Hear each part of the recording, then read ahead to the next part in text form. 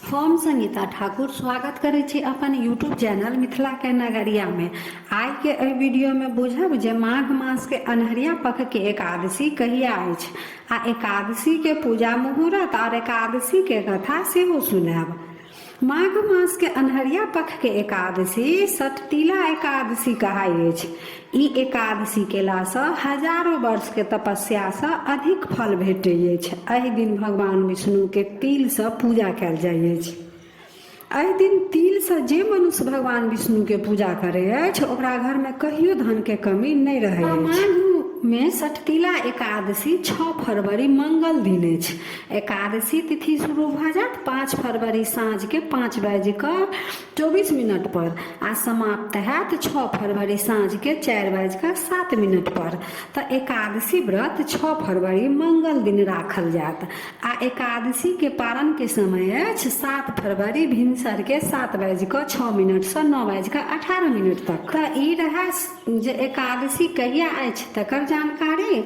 आब सठतिला एकादशी के कथा सुनू। एकटा ब्राह्मणी रहथिन। ओ भगवान विष्णु के परम भक्त रहथिन।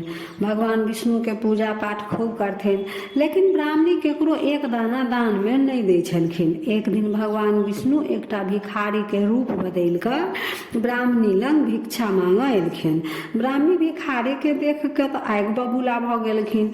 ओ घर में से एकटा माटि के ढेला उठा कऽ भिखारी के आनि कऽ दऽ देलखिन आ कहै छथिन, ब्राह्मणी जे एहि के सिवा हमरा लग कुछ नहीं अछि। भिखारी तऽ विष्णु भगवान रहथिन। ओ चुपचाप ओतऽ से चलि गेलखिन।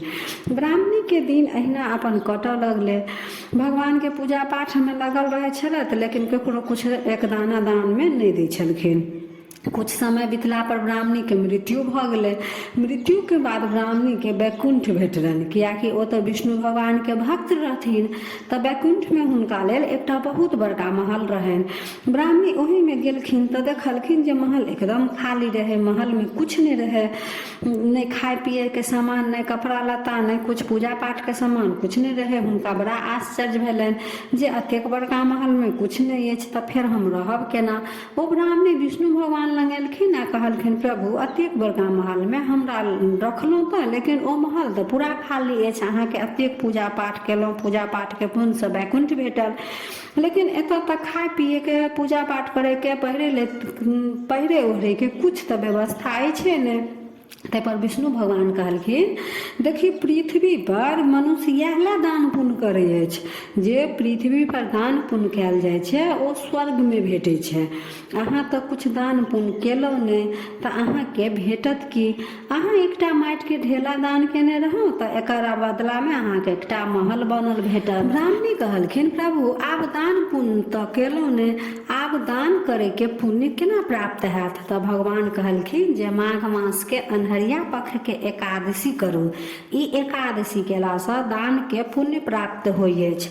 ओ ब्राह्मणी समय अयला पर एकादशी के व्रत केलखिन तऽ फेर हुनका ओहि महल में हुनकर आवश्यकता के अनुसार सबटा सामग्री आबि गेलनि।